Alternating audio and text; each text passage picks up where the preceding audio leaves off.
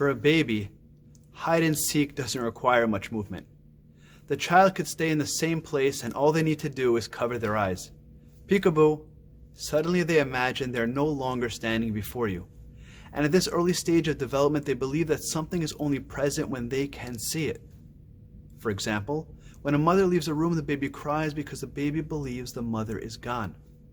Could this idea of Piaget, the famous developmental child psychologist, be the reason why Bnei Israel so quickly questioned God's presence?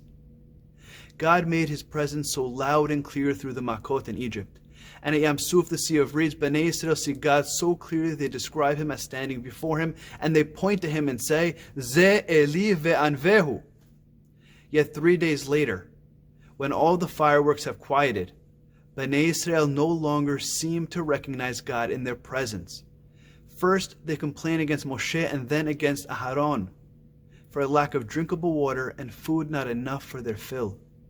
The Mishnah Pirkei Avot Perek He Halacha Daled states that 6 out of the 10 times Bnei Israel complain in the desert are specifically within this week's Perashat, right after they experienced the miracle at the sea and the miracles within Egypt.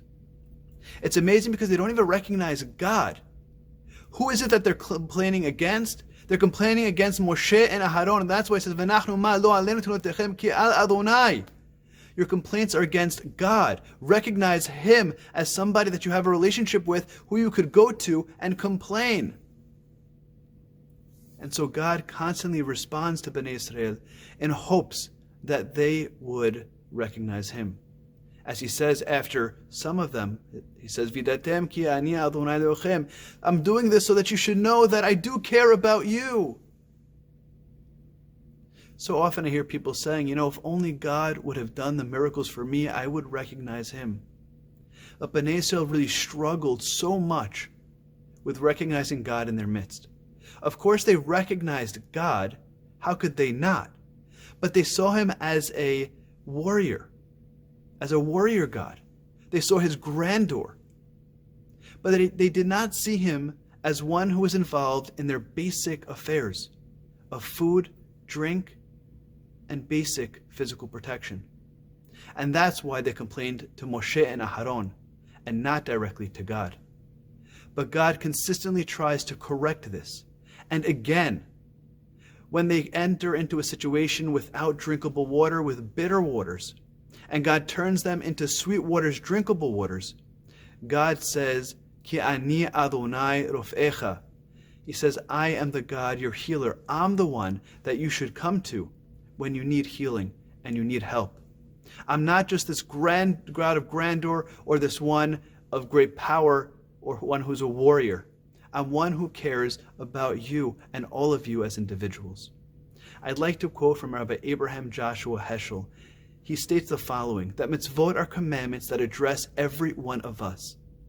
They're the way that God confronts us in particular moments, not a general task, but a task for me in the here and now. And God's giving us the mitzvot is his way of asking us to have a relationship with him in our basic needs. To recognize that relationship when we say a beracha, that he is the one who is sustaining us. And we recognize that by saying Baruch Atah Hashem, forcing us to do so. Rabbi Abraham Joshua Heschel's book, its title alone is telling. It's called God in Search of Man. So often we think it's us who are searching for a relationship with him, but it's really God who is searching for a relationship with us. God in Search of Man. Shabbat Shalom.